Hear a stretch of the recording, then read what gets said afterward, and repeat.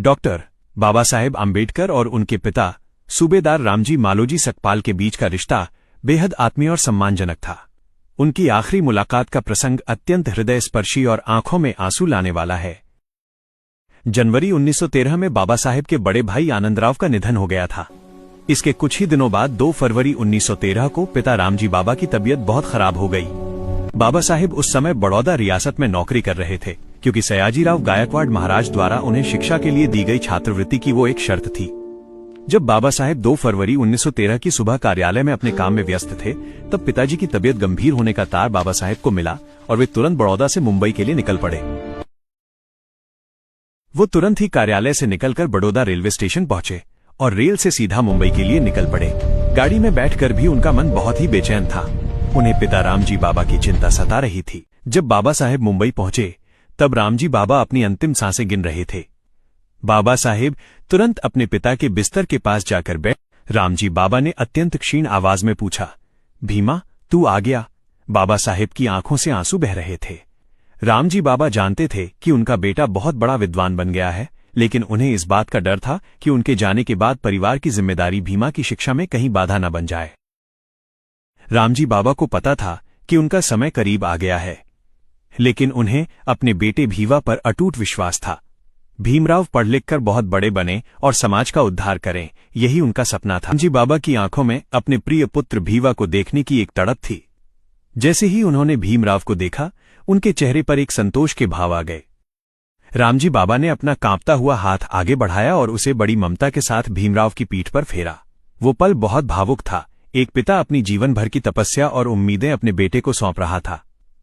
उन्होंने भीमराव से केवल इतना ही कहा कि अपनी पढ़ाई पूरी करना और अपने समाज के लिए काम करना।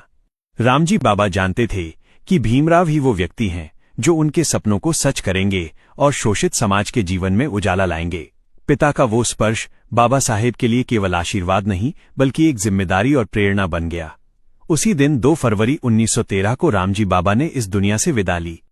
रामजी बाबा ने बाबा साहेब को हिदायत दी थी कि चाहे कुछ भी हो जाए, अपनी शिक्षा रुकने मत देना। पिता ने उन्हें ये संदेश दिया था कि मेरे निधन के बाद दुख मनाते बैठने के बजाय तुम अपने लक्ष्य पर ध्यान देना। पिता के निधन के बाद बाबा साहेब जैसे पूरी तरह टूट से गए थे। वे दिन दिन भर घर में बैठकर पिता की यादों में खोए रहते और उन्हीं के बारे में सोचते रहते थे। रामजी बाबा केवल उनके पिता नहीं, बल्कि उनके मार्गदर्शक और सबसे बड़े समर्थक थे। उनकी कमी बाबा साहेब को हर पल खल रही थी। शोक के उस गहरे सागर में डूबे रहने के कारण उनके मन में ये विचार भी आने लगा था कि क्या उन्हें अपनी पढ़ाई छोड़ देनी चाहिए। लेकिन फिर उन्हें अपने पिता के वे शब्द याद आते, भीवा तुझे रुकना नहीं है। पिता के निधन के इस शोकपूर्ण समय में माता रमाई ने बाबा साहेब को बहुत ही धैर्य और साहस के साथ संभाला। जब बाबा साहेब घर में शांत और उदास बैठे रहते, तब माता रमाई उनके पास आती और उन्हें उनके पिता के सपनों की याद दिलाती। वे उनसे कहती, साहब रामजी बाबा ने अपनी आखिरी सांस तक बस यही चाहा था कि आप खूब पढ़ें और नाम रोशन करें। अगर आप ऐसे ही उदास बैठे रहेंगे तो उनका सपना कैसे पूरा होगा। माता रमाई के इन शब्दों ने बाबा साहेब के भीतर एक नई ऊर्जा भर दी। उन्होंने महसूस किया कि पिता के प्रति सच्ची श्रद्धांजलि उनके शोक में डूबे रहने में नहीं, बल्कि उनके द्वारा दिखाए गए शिक्षा के मार्ग पर चलने में है। यही वो समय था जब बाबा साहेब ने अपने निजी दुख को किनारे रखकर पूरे समाज के भविष्य के लिए विदेश जाने का साहसी फैसला लिया। पिता के निधन के लगभग 4 महीने बाद, यानी 15 जून 1913 को बाबा साहेब अमेरिका जाने के लिए निकले। पिता के निधन के कारण उनके मन में यह दुविधा थी कि परिवार को छोड़कर विदेश जाना चाहिए या नहीं। लेकिन रामजी बाबा की अंतिम इच्छा उच्च शिक्षा ही थी। ये याद करते हुए उन्होंने भारी मन से यात्रा का निर्णय लिया। न्यूयॉर्क पहुंचकर उन्होंने कोलंबिया यूनिवर्सिटी में दाखिला लिया। यहां बाबा साहेब के पास न समय था, न फालतू पैसा। उनके संघर्ष की ये बातें आपको हैरान कर देंगी। 18 घंटे की पढ़ाई। बाबा साहेब लाइब्रेरी खुलने से पहले वहां पहुंच जाते और बंद होने पर ही निकलते थे। वे अक्सर लाइब्रेरी के कर्मचारियों से भी पहले पहुंच जाते थे। सादा भोजन। पैसे बचाने के लिए वे दिन भर में अक्सर सिर्फ 1 कप चाय और 1 पाव ब्रेड खाकर गुजारा करते थे। कभी कभी तो वे दोपहर का खाना भी छोड़ देते थे ताकि उस पैसे से किताबें खरीद सकें। विषयों का सागर।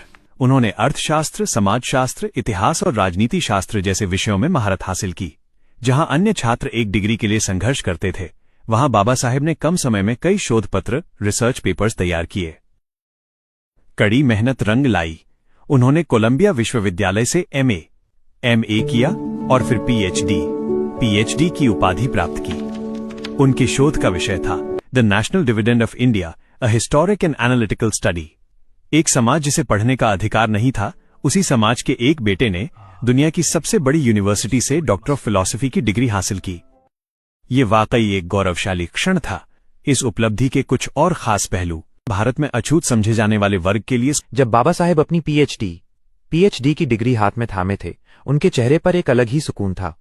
यह सिर्फ एक डिग्री नहीं थी, बल्कि उस वादे की जीत थी जो उन्होंने 2 फरवरी 1913 को अपने पिता रामजी बाबा के हाथ पर हाथ रखकर किया था। ऐसे ही और भी प्रेरणादायक और ऐतिहासिक वीडियो देखने के लिए हमारे चैनल को सब्सक्राइब करें और बेल आइकन दबाना न भूलें, ताकि आप हमारी अगली कहानी मिस न करें।